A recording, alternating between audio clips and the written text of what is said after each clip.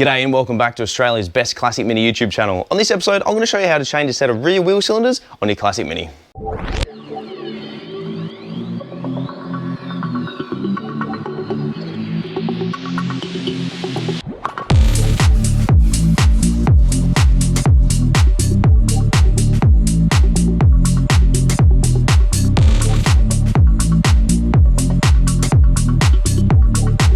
So folks, welcome back, g'day, and thank you very much for tuning in to Australia's best classic Mini YouTube channel. So as I said, we're going to be replacing the rear wheel cylinders on this classic Mini. Now, there are a couple of little things that I'm going to run through with this. It is a very easy job to do, and you can do it in your driveway with minimal tools. So let's jump straight into it, and we can explain how to do it. All right, so as you can see here, I do have the wheel off the vehicle. There are 4 wheel nuts that you need to undo. The wheel will then come off. You then have 2 large screws that go through here and here that attach the drum to the hub. That will then slide off. If it doesn't come off easily, you may need to loosen it, which you can do with the adjustment up the top here at the back. I have done that on another episode. Now, we are up to the point of replacement. So as you can see, it is a bit squishy here in the workshop at the moment. I do have the 1330, and on the other side, we have the Black Mosquito. So we're gonna finish this car off so I can get back onto that into the new year. So let's quickly talk about this. This is a wheel cylinder. As you put your foot on the brake, it then pumps brake fluid through this pipe here and then pushes the 2 pistons out. The 2 pistons then act on directly to the shoes, which then act on the inside of the drum, which then cause a braking effect. Now, drums are really efficient at what they do because there is a lot of surface area. However, discs have a better capability of cooling because they're open to the elements more, whereas a drum is enclosed. So discs are really good because they're open and they vent really easily. However, the surface area of a set of drums is much better. So they do go hand in hand depending on what you're after. This customer is actually running super fins, which is a really good idea, and they do help to cool the drums quicker. So Tomo's tech tip before we start is every single time you pull a set of brakes off and you find a set of wheel cylinders, pull the boot back. Once you pull the boot back, if you see any fluid in there whatsoever, you know it's cactus and it's leaked and needs to get replaced. Now, as a rule of thumb, I generally replace them in pairs simply because they're going to wear at the same rate every single time. So if you go and replace one, chances are the other one is probably just as old, if not older than the original one, and then you're going to find that that's then going to become the weakest component of the vehicle, which is then going to cause it to leak, and then you're going to have to do the other side. So they're pretty easy to obtain and cheap as well, and a really affordable thing to do. Now, as you can see, it is held in by this Circlip here. There is a special tool for that, which I will talk about on another episode of Minisport, but I'll show you guys how to use it. It has a brake nipple here, and it also has a locating pin just here. Sometimes you find, depending on the setup that you're running, the locating pin is in the wrong side. If that's the case, you can simply just pull it out, slide it in, and away you go. So there's no real drama there. All right, let's get onto this. Let's get this fitted, and then we can get this car out of here. All right, so the angle here is quite awkward. So sorry if you can't see me. Now, what we need to do to begin with is loosen off the brake line at the back. So this one just here, I'm going to loosen that. And it's important as well to note that if this starts to round whatsoever, grab yourself a pipe spanner. Pipe spanners are really good for releasing brake pipes and preventing them rounding because they have a lot better surface area compared to a standard spanner. Now, I generally try and do this as quick as I can to save losing copious amounts of brake fluid, but it's always going to be inevitable. All right, so grab that Circlip, give it a bit of a twist, and then that will come directly off through there. There we go. And then that wheel cylinder will pull directly out from the front, and you can go and change it. Now, you may find as well you need to push the pistons back on the shoes to be able to get the wheel cylinders out. If that's the case, you're going to lose a little bit of brake fluid, but you're changing it anyway, or at least bleeding it, so it's not going to be the end of the world.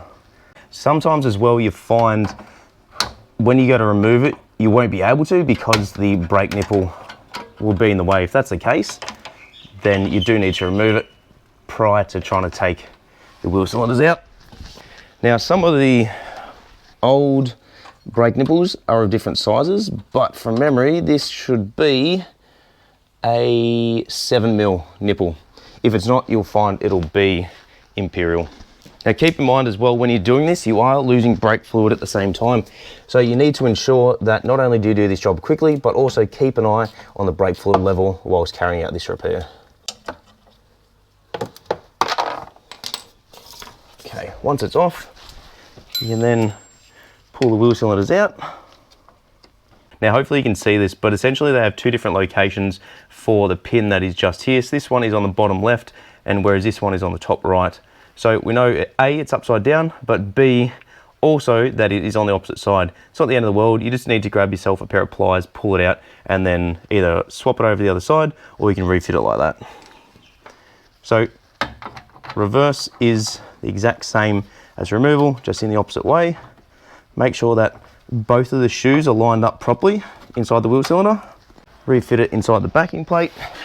Now we're going to refit the brake line inside there, and then we're not going to worry about using a special tool to put that C-clip back on, only because it can be a bit of a pain whilst doing it on the ground, and I haven't actually jacked this vehicle up high enough to be able to do it. So all I'm doing here is just reattaching that brake line. Once it's in, you'll then find it'll then start bleeding out through the nipple at the bottom. Now, like I said, you are going to be changing the brake fluid on this vehicle after doing this replacement.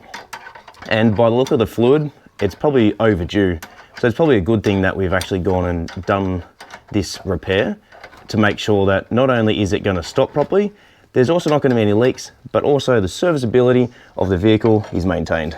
Now, before we go and tighten up that completely, we're going to align it to make sure that the brake nipple is in line with the hole. So give that a bit of a twist and a wiggle to line it up. Okay, so now you can see there's brake fluid coming out of there, and there's also air coming out of it. That is perfect. That's essentially what we need to make sure that it is bled properly. I'm going to go tighten this brake line. Now remember, these don't need to be swung off with a 6-foot pole, just nip them up. Grab yourself a ratchet.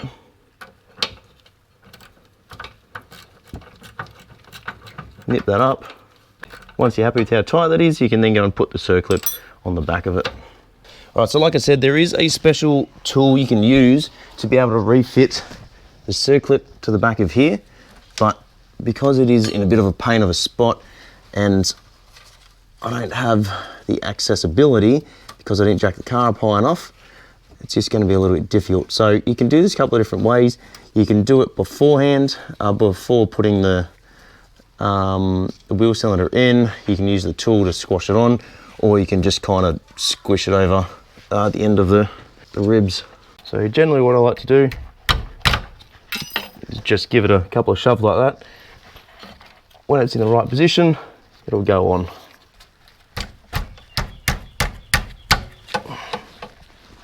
All right, so as you can see, the Circlip is now fitted and it is on there. Yes, you can use a screwdriver. Yes, you should use the original tool to do it, but a screwdriver or pliers will do the exact same job. Make sure any excess brake fluid you've spilt, you clean down with a bit of brake cleaner. So that's pretty much it on how to change rear wheel cylinders on a classic Mini. This can be applied to anything that has wheel cylinders. You just have to make sure, like I said before, to ensure that the brake fluid level doesn't get too low. If it does, you're going to induce air in the entire system and you're going to create a massive problem for yourself. It's not hard to bleed brakes. However, with the Black Mosquito, it probably took me at least an hour to push brake fluid all the way through the brand new lines, and that was on a brand new braking system. So you can bleed brakes numerous ways. You can use the two-person method, you can use a vacuum bleeder, you can use a pressure bleeder, you can gravity bleed it, you can run a pipe from the nipple into a jar of brake fluid and pump it yourself. All these methods will work. I have done a video on how to do it, so make sure you check that out. This 1330 is almost ready to be road tested, and I cannot wait to see the rear end of this thing because I need to get back onto the Black Mosquito. Thank you very much for watching. We'll see you on the next episode of Tomo's Tune-Ups.